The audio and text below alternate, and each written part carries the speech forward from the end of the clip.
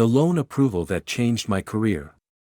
The faint clatter of keyboards filled the air as I sat at my desk, my fingers hovering over a pending loan application, a knot of dread tightening in my chest. It was a crisp Monday morning in October 2024, and I was 34 years old, a loan assessment officer at Horizon Bank, a mid-sized financial institution in San Francisco, California. The office was a modern space, glass partitions, ergonomic chairs, and large windows framing the Golden Gate Bridge under a foggy sky, its red towers barely visible through the mist.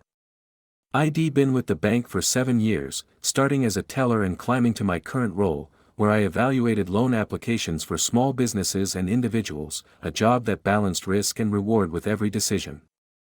My desk, tucked near a window with a view of the bay, was a sanctuary of order, a framed photo of my husband, Javier, and our daughter, Sophia, at a picnic in Golden Gate Park, a small cactus ID named Spike, and a stack of loan files I'd reviewed meticulously. That morning, however, my routine was shattered by an application that could either make or break my career. The application belonged to a local bakery, Sweet Haven, owned by Maria Gonzalez, a 42-year-old single mother who'd built her business from a home kitchen to a thriving storefront in the Mission District. She sought a $250,000 loan to expand, her file thick with financials, steady revenue growth, a loyal customer base, but also a shaky credit score due to past medical deaths. I'd flagged it for review last week, my initial instinct cautious, but my manager, Tom Reynolds, a 50-year-old veteran with a no-nonsense attitude, had pushed me to approve it. "We need to boost our small business portfolio," Head said, his tone firm during Friday's meeting, the conference room's oak table reflecting his steely gaze. I'd hesitated, my gut warning of risk, but agreed under pressure, scheduling the final approval for today. Now, as I stared at the file, an email from the bank's risk officer, Sarah Mitchell, pinged my inbox, urgent, review Sweet Haven loan, potential default risk flagged. My heart sank, the fog outside mirroring the uncertainty clouding my mind. The trouble began with Mariah's financials. Her credit score, a modest 620, was below our usual 650 threshold, a detail I'd noted but overlooked under Tom's insistence. Her revenue was solid, $300,000 annually, but her debt-to-income ratio was high, exacerbated by a recent equipment loan she'd taken to replace an oven. I'd run the numbers, my calculator clicking late into Friday night, and found a 20% default probability, a red flag I'd buried in my report to appease Tom. The risk team's alert, triggered by a new algorithm scanning for anomalies, confirmed my fears. Mariah's cash flow projections relied on an unverified catering contract, a detail she'd glossed over in our interview. I replayed our meeting in my mind, her warm smile and nervous hands clutching a worn ledger, her story of supporting her kids tugging at my heartstrings. Had I let empathy cloud my judgment? The thought gnawed at me as I printed the email. The printers were a stark contrast to the silence of my growing panic.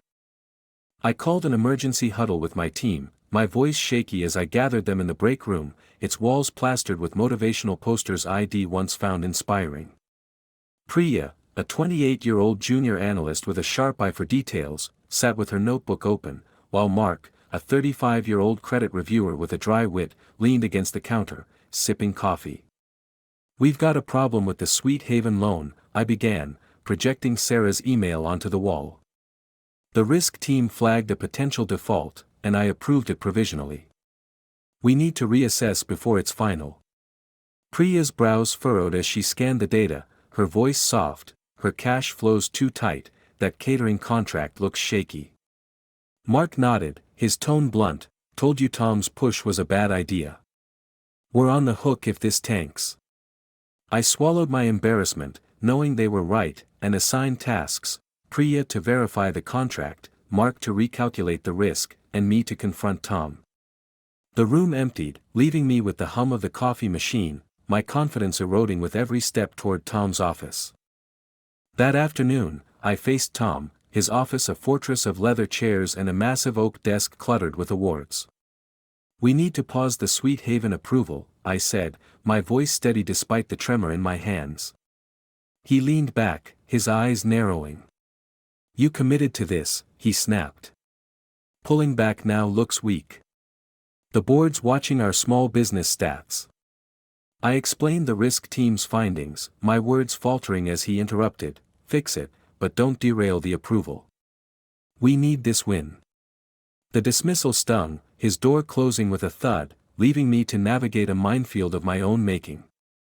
I returned to my desk, the fog lifting to reveal a clearer sky, but my mood remained dark. That night, I drove home through traffic, the San Francisco streets a blur of lights, and collapsed on my couch, Javier's concerned voice asking about my day a distant comfort as I stared at Sophia's crayon drawings on the fridge. Wednesday brought a turning point. Priya's investigation revealed the catering contract was with a startup that had folded 2 months ago, a detail Maria had failed to update. She might not have known, Priya said, her tone sympathetic, but the numbers didn't lie, Mariah's cash flow was a house of cards. Mark's recalculation raised the default risk to 35%, a figure that made my stomach churn. I scheduled a meeting with Maria, my office feeling smaller as she arrived, her eyes wide with hope. I need the truth about that contract, I said gently, my hands clasped to hide their shake. She confessed, tears welling, explaining a mix-up with her accountant. I listened, my empathy warring with my duty, and offered a compromise, a smaller $150,000 loan with stricter terms, giving her a lifeline while protecting the bank.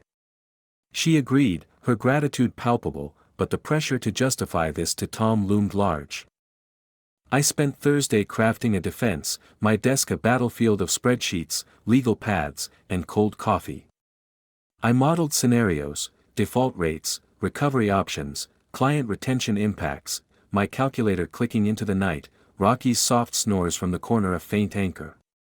I consulted Sarah, her office a haven of charts and data, and she endorsed the revised plan, her nod a rare vote of confidence.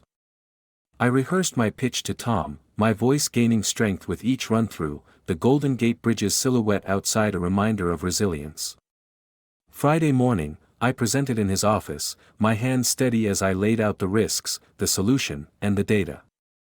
Tom listened, his silence stretching, then nodded. It's a smart move. Submit it to the board. Relief flooded me, but the real test awaited. The board meeting, held in a grand room with a circular table and a view of the bay, was a crucible. I faced 6 stern executives, their questions probing, default risks, regulatory implications, client trust. I answered with facts and passion, my revised loan plan a shield against their scrutiny. Mariah's story, her struggle, her potential, humanized the numbers, and my data-backed adjustments won them over. After an hour, the chairman, a gray-haired man named Harold, approved the loan, praising my judgment. Back at my desk, Priya and Mark congratulated me, their smiles a balm to my frayed nerves, the cactus on my desk seeming to perk up with my relief. The months that followed cemented my success. Mariah's bakery thrived, her expansion opening 2 new locations, and she credited me in a local paper, boosting my reputation. The board offered me a promotion to compliance manager, complete with a corner office and a 35% raise. My brownstone gained a sunroom for Sophia's art, and Javier surprised me with a weekend in Napa. I mentored Priya, sharing my lessons, and watched her grow. That loan, once a threat, had redefined my career. Reflecting on that ordeal, it's clear that navigating professional risks requires balance and courage. When someone faces a critical decision at work, they should verify data, trust their instincts, and seek support. She turned a potential failure into a triumph by reassessing, negotiating, and leading with integrity. If you're at a crossroads, don't rush, analyze, adapt, and let your principles guide you. The career you save might be your own.